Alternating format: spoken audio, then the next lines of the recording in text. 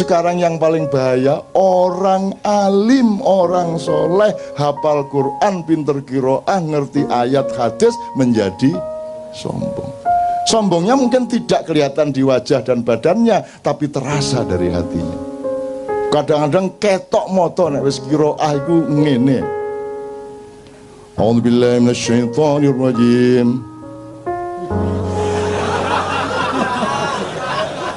Bismillahirrahmanirrahim. Awas kalau tidak kagum, awas kalau tidak kagum, awas kalau tidak memuji saya, awas. Saya tidak bisa ngeklaim, Allah yang boleh ngeklaim, tapi saya boleh merasakan. Perasaan saya mungkin salah, tapi saya pantulkan mungkin kesalahan itu. Syukur Anda menjumpai kebenarannya. Saya tidak pernah mengatakan bahwa yang saya omongkan benar. Kita itu sama-sama mencari kebenaran terus-menerus. Kapan-kapan saya bilang biar menjelaskan bener piye jane. Gitu ya teman sekalian ya. Oke, sekarang gini. Waktunya habis kira. Udah jam 3 pas. Gini. Ada Allah, tidak mengakui Allah. Ada Allah tapi mengingkari Allah. Ada Allah tapi menyekutukan Allah. Itu kan nanti diterjemahkan secara nilai, dari filosofi, mau akidah, filsafat, moral, sampai aplikasi sosial, sampai hukum, sampai segala macam. Kalau seorang hakim memutuskan tok itu tidak ada Allah dalam file pikirannya, itu ketukan palu ateistik. Jelas toh? Kan begitu rumusnya tadi. Karena ini luar biasa. Ini apa namanya? Apa gue jenenge pra-peradilan ini diterima apa tidak? Itu kan penting banget itu. Kalau Allah tidak terlibat di situ berarti ateis gitu ya kira-kira. Sekarang saya tanya, kalau dikebawakan lagi, kalau ada Allah berarti Anda secara moral jujur apa tidak jujur? Kalau ada Allah. Kalau secara ilmu objektif apa tidak objektif? Kalau secara olahraga sportif apa tidak sportif? Kalau secara hukum adil atau tidak adil? Kan sebenarnya sama semua itu. Yang namanya suci itu kalau dalam hukum adil, kalau dalam olahraga sportif itu suci, benar-benar suci. Kalau dalam ilmu objektif, jernih. Kalau dalam kesenian pas ya Ben, ya mana Ben? Kalau pitch-nya do ya do. Kecuali kepentingan estetiknya menyuruh do-nya naik dikit atau turun dikit dalam sifat-sifat pentatonik misalnya. Itu ya. Sekarang saya tanya, praktis saja sama Anda. Apakah di sini Anda bisa jujur? Yang bicara tadi jujur apa tidak? Pakai dibatas-batasi enggak? Kalau ngomong aja toh, sejujur-jujurnya apa adanya, betul enggak? Coba Dadang suruh pidato di masjid, coba. Coba, demi Tuhan saya ateis, jajal ngomong ngono di Petamburan.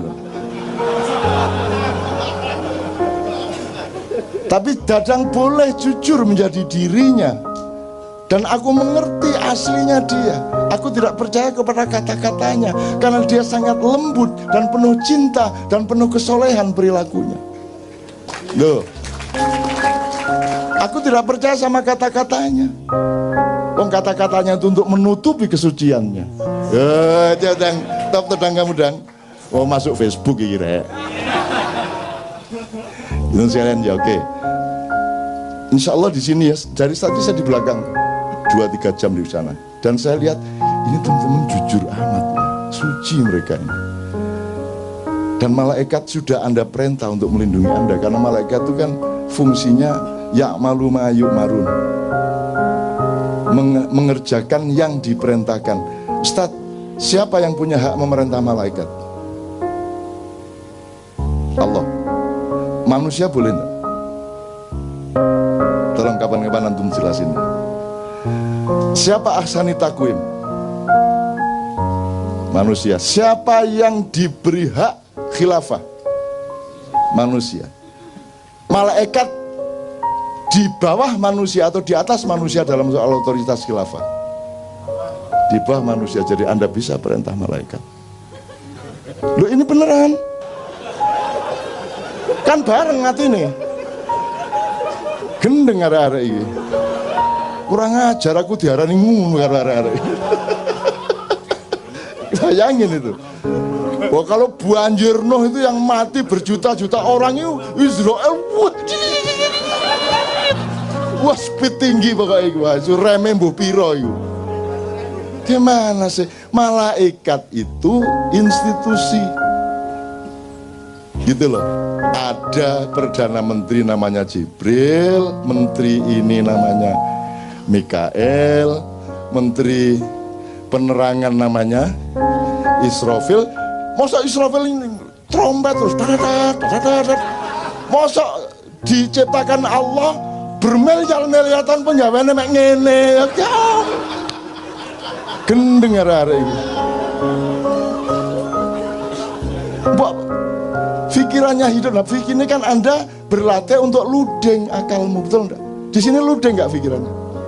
Aku tanya, di tempat mana yang kamu bisa ludeng semerdeka-merdekanya tapi tulus seperti di sini? Begitu kamu ke kantor, bisa kamu mikir gitu? Kebuntu kan gitu kan? Di sini Anda ludeng lah ya. Terus nodoh Israfilku penggaweane trombon. Gendeng arek. Itu berarti dia yang melakukan, dia sound system, dia loudspeaker of all information from Allah, kan gitu. Jadi informasinya gak mek tuet-tuet tok. Engko dia terus usul, Gusti Allah mbok kula nyuling barang, mosok ngerompet tok gitu kan. Engko dia nggawe proposal, wah niku enten gamelan kula nggih tak ngegong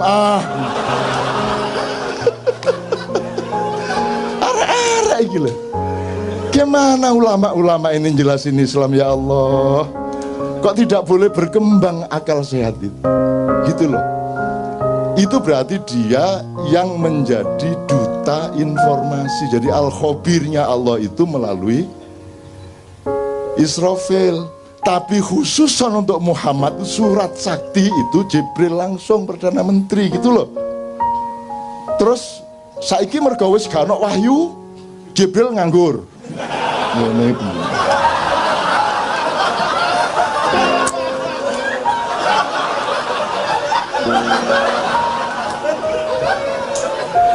Semiliar tahun mulat. Terus gak ono nabi ya. Nunggu saya dikek akal gak digawe gitu. Jadi Jibril mau manggil karo awakmu itu. Aku mek diarani pensiun mulat. Terus mari ngono main biliar bola 3 kayak cetak ijen. Terus mari ngono aerobik. Arek-arek iki. Ndak. Makanya belajar madza al-wahyu wa ma adraka mal wahyu. Wahyu itu apa, dipelajari dong. Kalau ilham itu apa, hidayah itu apa, fadilah itu apa, maunah itu apa, dipelajari gradasinya, strukturnya, perangkat-perangkat dan persyaratannya. Kamu pikir Allah itu membikin terus Allah itu wah ngenteni jek suwe kira Jokowi, wah jek suwe ki Soeharto. Bagi Allah seluruh kejadian yang kita alami dari Adam sampai kiamat itu cuman des menurut kalamhin bil basor, sekejapan mata ngene gitu. Jadi ketepnya ini wes kita sudah berlangsung sekian triliun tahun. Itu sama dengan Nabi Sulaiman bikin sayembara, ayo siapa yang bisa bawa istana Bilqis ke sini. Terus Ifrit, saya yang akan angkut memindahkan istana Bilqis ke sini. Berapa lama kamu membawa? Kata si Sulaiman alaihissalam. Sebelum baginda berdiri dari singgasana, istana sudah sampai ke depanku. Sulaiman kan menghormati jane wis kesuwen jane gitu, tapi dia nggak ngomong dia. Bisi aku dok suwen dulu. Nggih aku.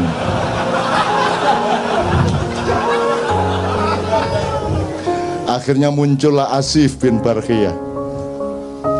Ya baginda, Sebelum Baginda selesai berkedip, istana sudah di sini. Terus Sulaiman gurung jawab, sudah di situ istananya. Jadi jin kalah sama manusia jauh. Dan malaikat disuruh Allah taat kepada khalifah. Makanya yang bikin proposal malaikat kepada Muhammad, kepada Ibrahim. Yang bikin proposal malaikat. Gunung bikin proposal kepada Muhammad. Ya Rasulullah, engkau dipanah oleh orang-orang kafir itu sehingga lehermu luka, sehingga pundakmu sengkleh, dan engkau dievakuasi masuk ke gua Uhud. Mohon perkenankan aku untuk menjatuhkan, menggugurkan batu-batuku supaya menimpa pasukan-pasukan kafir itu. Terus malaikat Sang Hyang Bayu, Sang Hyang, macam-macam datang. Rasulullah izinkan, saya tak ngebes. Ngebes itu artinya badai. Saya tak nyunami. Macam-macam bahasa nih. Terus ruang sana naik malaikat cara apa? Kamu pikir siapa yang mengajari malaikat ngomong? Tahu benda ini, benda itu. Ustaz, apa ayatnya? Adam diajari Allah, Adam mengajari malaikat. Jadi karena kejadian air yang naik ke darat itu namanya tsunami, ya ada yang ngomong, kalau tak nyunami gitu Kanjeng Nabi. Wah, aku krungu dhewe rek. Pokoknya menawarkan, bikin proposal, mohon izin kepada Muhammad SAW untuk ikut membantu Muhammad menghancurkan orang-orang kafir. Muhammad mengatakan, tolong jangan lakukan. Sebab kalau Allah perintahkan, pasti dia juga perintahkan saya, kamu akan saya suruh, tapi jangan lakukan.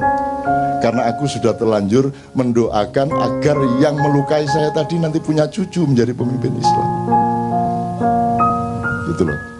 Jadi kalau orang utang tidak bayar-bayar, doakan, ya Allah, jadikanlah anak dia besok-besok orang yang murah hati, memberi uang sebanyak-banyaknya kepadaku. Ngono. Wong ditagih gak kena, ya toh.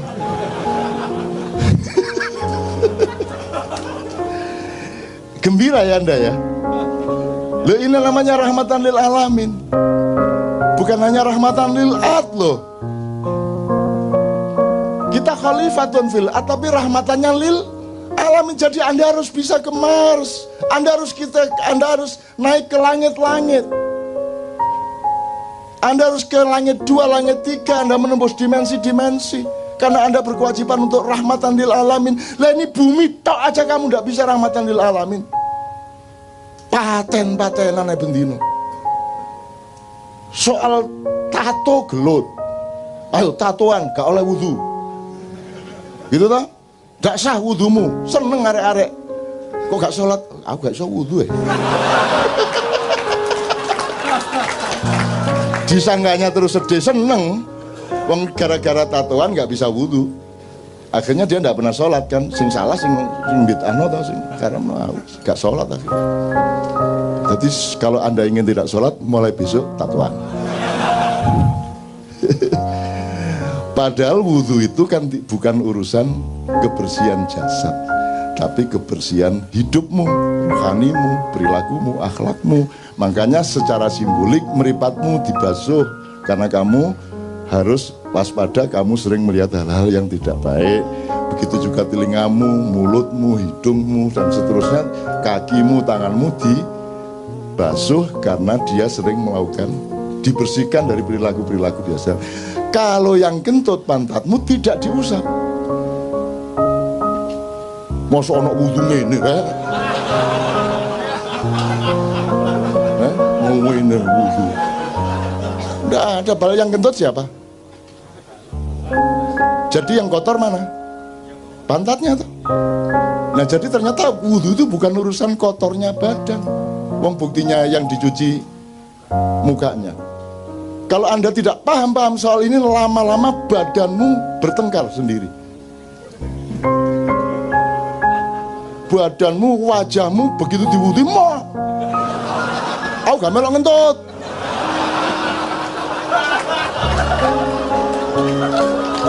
Terus ngene, ku, saya lihat itu saya ngentut deh, duduk aku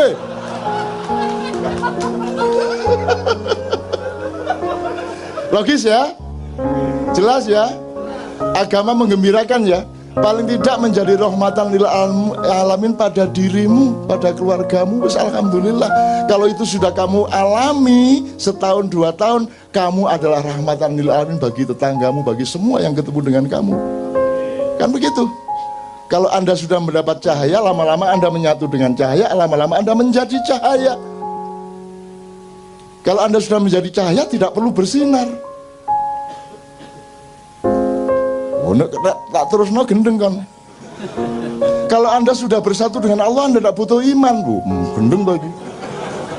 Terus YouTube, MH tidak butuh iman. Wow, titik 2. Dipotong meneh, so buntut. Maksud saya, iman itu kan jalan, jembatan untuk kamu berjumpa, supaya kamu tidak ragu-ragu terhadap berjumpaan denganku, kata Allah. Maka kamu menyatu dengan Allah. Kalau kamu hidupmu sudah terus-menerus ludeng Allah dan kamu secara dialektis, kamu tidak butuh iman lagi. Ngarepe ngono iku. Ojo terus MH anti iman. Gendeng arek-arek iki. Saya ditanya wartawan MI, Cak, kalau puasa Mbak Novia memasakkan apa kalau buka?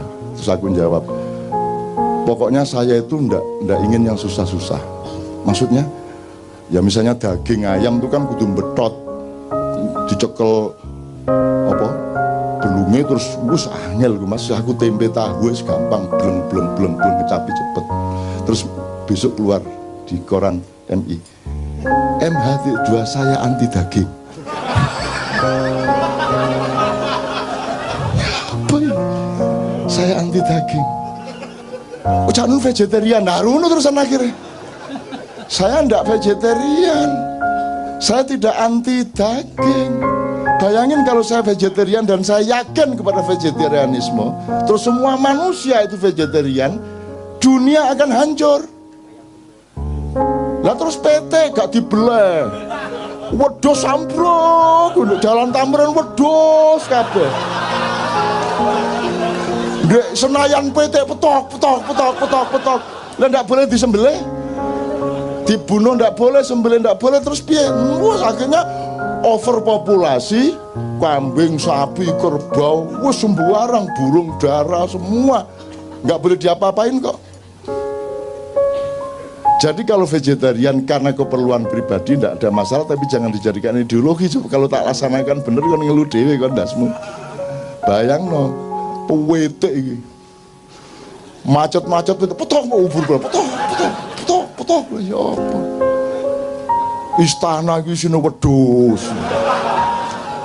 Ngarani bose.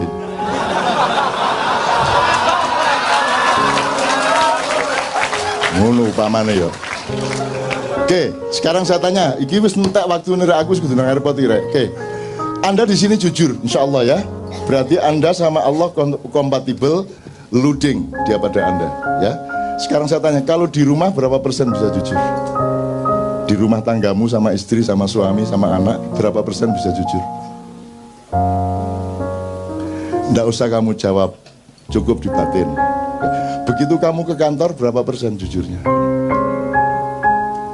Kamu kalau jujur di kantormu, hancur apa jaya? Kalau kamu jadi anggota DPR, dibutuhkan kejujuran berapa persen? Mana yang dibutuhkan kejujuran atau kekejaman? Mana yang dibutuhkan kesantunan apa ketegaan hati? Jadi di negara ini, di mana tempat kejujuran? Di mana tempat kesucian? Di mana tempat kemurnian? Di mana tempat objektivitas? Di mana tempat keadilan? Hanya di sini. Pas Jumat kedua tok. Nanti pulang ya nggowo gak jujure dhewe. Nanti teman sekalian ya. Bisa Anda teruskan negara yang tidak ada tempat untuk kejujuran? Bisa Anda teruskan? Apa yang salah sebenarnya? Ini negara atau bukan? Ini pemerintah atau bukan? Oke, tak singkat ya, itu jawaban dewe. Sampai kapan kamu bisa meneruskan keadaan seperti ini? Gini aja, terakhir.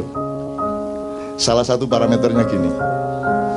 Parameter orang ingkar sama Allah, parameter orang mentiadakan Allah, menganggap Allah tidak ada, itu salah satunya adalah juga tidak mengakui hakikat ciptaan Allah.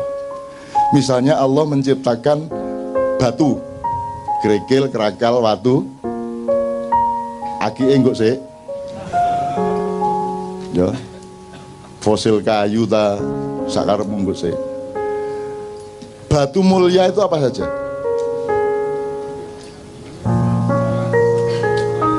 Emas,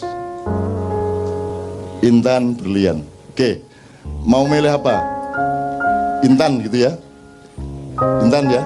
Oke, 3 aja, kita ambil 3 dari variabel ini. Intan, emas, batu. Kalau intan, emas, batu, Anda bisa nggak ngukur dengan mata Anda ini emas beneran atau tidak? Nggak bisa ya? Ini berlian harganya mahal, itu gimana caranya kamu ngukur? Jadi yang benda kelihatan mata saja Anda tidak bisa ngukur.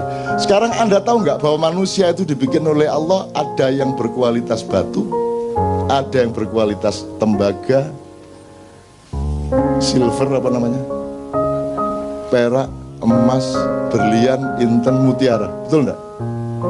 Percaya enggak Anda bahwa ada manusia mutiara? Siapa contohnya manusia mutiara? Muhammadun Basharun laisa kal bashari bal huwa yaqut bainal hajari. Muhammad itu makhluk, tapi dia bukan sembarang makhluk. Dia bukan makhluk biasa. Dia adalah mutiara di tengah batu-batu. Tak persingkat ya Mas ya. Sekarang orang ngerti nggak bedanya manusia batu sama manusia mutiara? Diajarkan nggak di sekolah? Untuk membedakan manusia bermutu dan tidak, diajarkan nggak? Orang sekarang ini, rakyat Indonesia, ngerti nggak bedanya manusia batu sama manusia mutiara? Nah kalau tidak, tolong simulasi. Bangsa yang tidak mengerti bedanya batu dengan mutiara, itu bisa terjadi apa pada mereka? Sebab nanti ada mutiara yang dibuang, karena toh orang tidak mengerti mutiara. Ada batu yang dimutiara-mutiarakan dengan pencitraan melalui Kompas, Tempo, dan lain sebagainya. Terus Anda semua percaya itu mutiara. Cuman dikasih warna kuning supaya seperti emas dan Anda percaya dia emas. Terus Anda harus pakai demokrasi, dan demokrasi itu biar seon emas sama seon batu sama. Satu suara. Demokrasi itu lahir dari bangsa yang tidak mengenal kemutiaraan manusia. Saya enggak provokasi ya. Di Quran itu yang disebut Allah apa? Ini Mas, sudah nikah? Belum? Mbak sudah nikah? Belum? Kok kabeh perawan ya apa? Dono Habib Anis iki. Udah nikah? Dah. Lebih penting mana, negara apa nikah? Nikah, jelas ya. Umumkan tuh kepada setiap orang, bahwa negara kalah penting. Sekarang pilih mana, negaramu bubar atau pernikahanmu bubar? Dah jelas. Jadi kamu memberi bobot sesuatu itu mesti ngerti mana emas, mana mutiara, mana batu. Kalau kamu tidak mengerti itu, kamu akan celaka, lebih parah lagi seterusnya. Nah sekarang ini yang terjadi adalah, untuk apa saya ambil emas mahal, susah nyarinya. Mbok sudah saya ambil batu saja, tapi tak cat seperti emas. Itu yang terjadi. Musik ya gitu, DPR ya gitu, pemerintah ya begitu, kan yang dicarikan batu-batu. Jadi kalau kamu sekarang oleh Allah diberi karomah sehingga Anda adalah mutiaranya bangsa Indonesia, Anda harus siap untuk sengsara, siap untuk tidak dianggap. Karena yang berkuasa dan yang punya duit tidak akan mau membeli Anda karena terlalu mahal harga Anda. Mending ambil batu dianda-andakan, ngerti nggak? Ngerti ya? Oke. Sementara tidak ada orang marah, orang juga nggak ngerti kok bedanya emas sama. Jadi teman-teman di Ma'iyah ini nomor satu adalah tolong belajar kualitas manusia. Tolong mempelajari mana manusia batu, mana manusia mutiara, mana emas. Zaman kalau di Quran hanya disebut ada raja. Dan raja itu yang menentukan sebenarnya Allah, yaitu kalau orang rakyatnya sudah mengetahui, oh itu memang orang mutiara itu. Sulaiman itu memang mutiara, Yusuf itu memang mutiara, Daud itu memang mutiara. Semua orang mengakui dengan jujur, maka dia rajanya memang. Tidak perlu pemilihan. Pemilihan itu terjadi karena Anda tidak ngerti bedanya mutiara sama. Saya bukan anti pemilu, tapi kalau diterusin memang anti pemilu. Tapi saya tidak mengatakan begitu, bahwa outputnya seperti itu bukan salah saya. Nah sekarang Anda mau pilih mana? Di Quran tidak ada disebut kecuali kerajaan dan raja. Dan Anda ditipu selama 500 tahun ini. Anda pikir yang di sana itu kerajaan, itu bukan kerajaan, itu bukan raja. Raja nggak begitu. Raja punya kualitas, raja punya wibawa.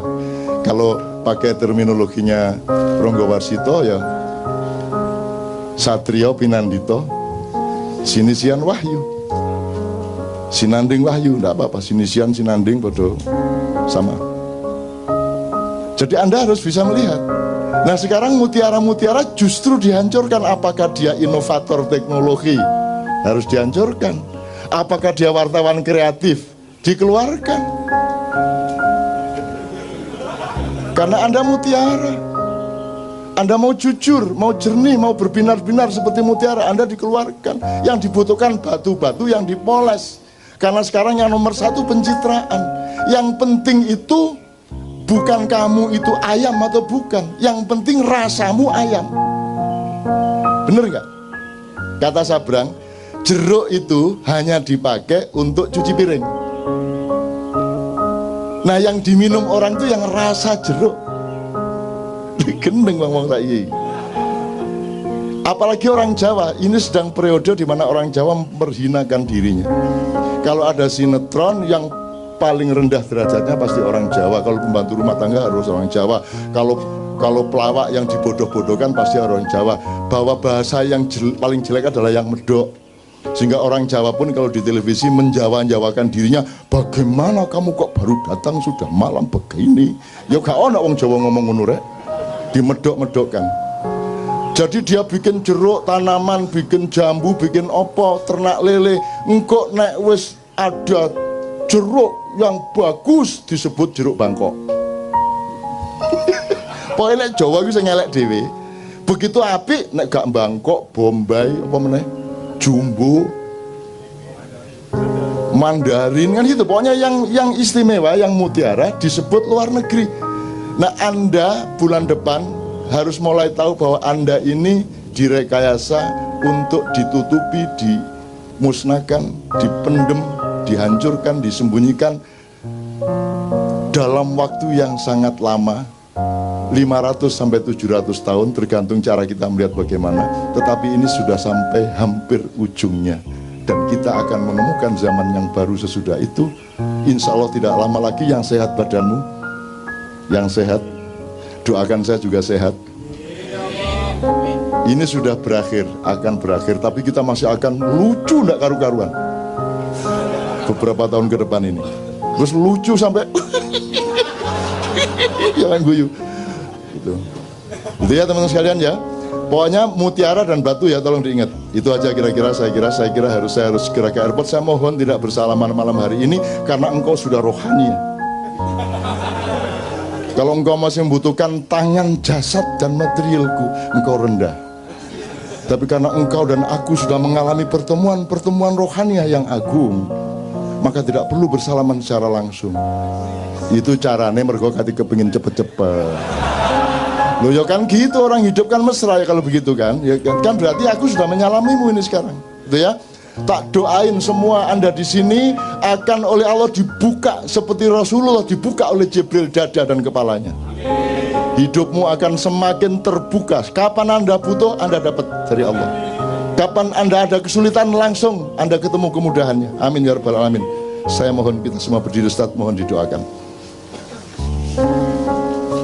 Untuk teman-teman yang beragama secara formal bukan muslim, Anda tolong jangan cemas dengan doa secara Islam ini, karena Islam itu rahmatan lil alamin. Jadi Anda dilindungi oleh orang Islam sepanjang Anda berbuat baik dan tidak curang kepada siapapun.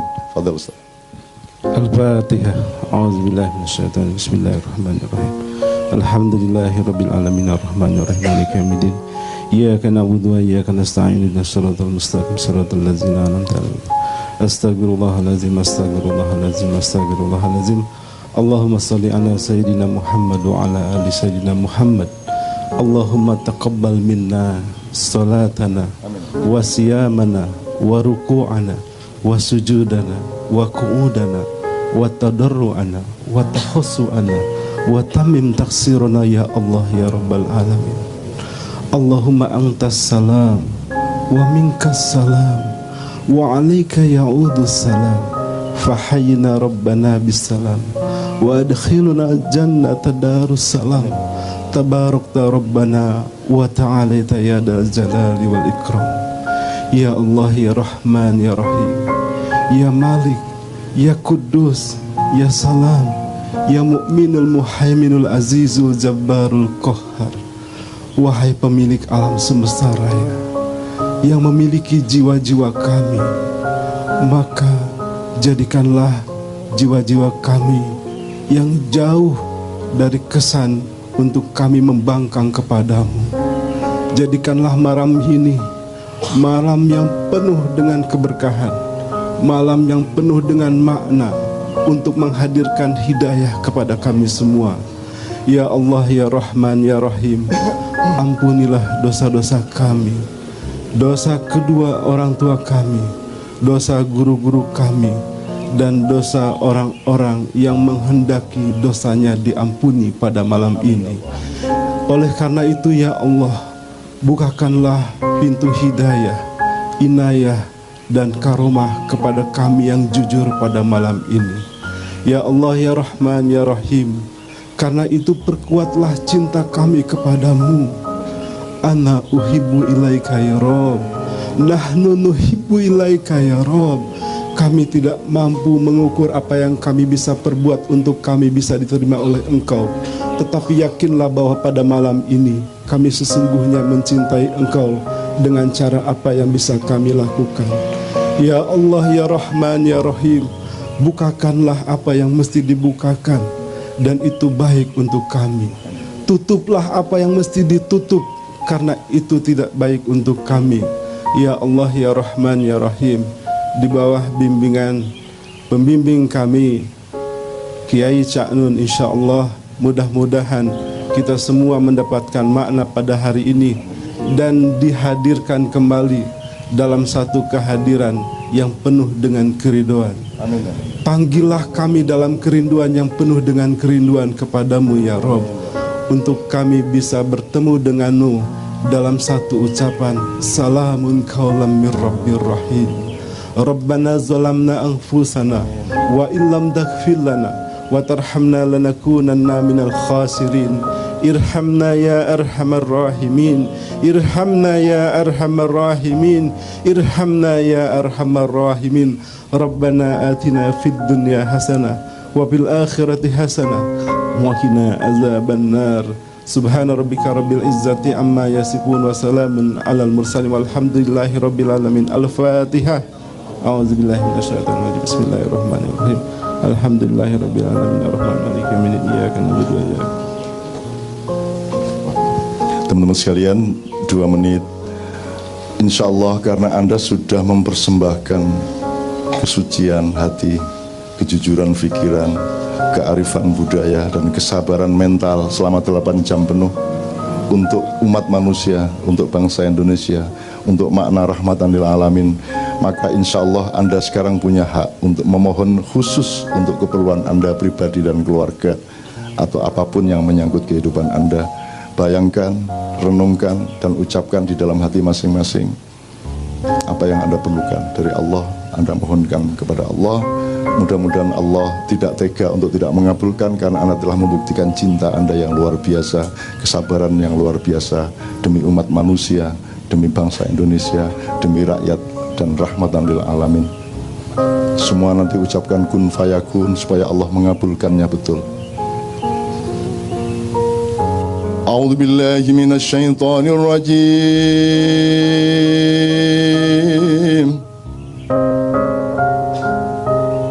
Bismillahirrahmanirrahim. Inna fatahna laka fatham mubina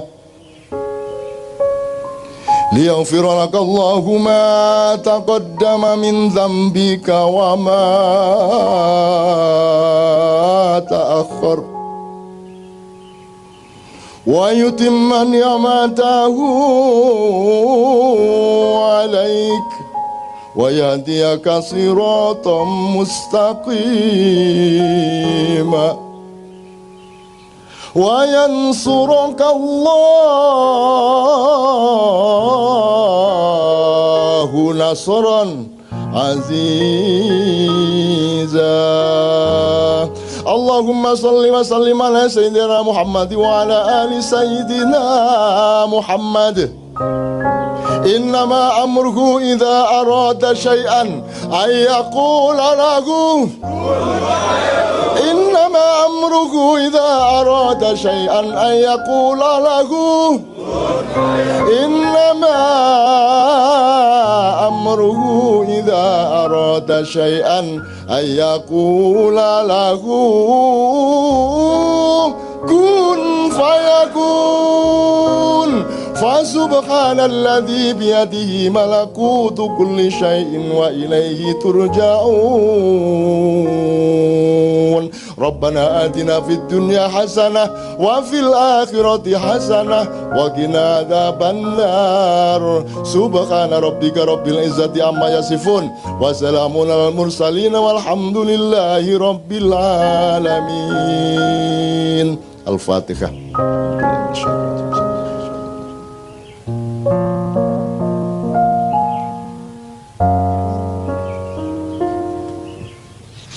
Mudah-mudahan bulan depan Allah membukakan ilmu tentang masa silam kita, untuk supaya Allah mengizinkan gerbang masa depan kita semua secara lebih terang benderang dengan kecerdasan sejarah. Amin ya rabbal alamin. Assalamualaikum warahmatullahi wabarakatuh.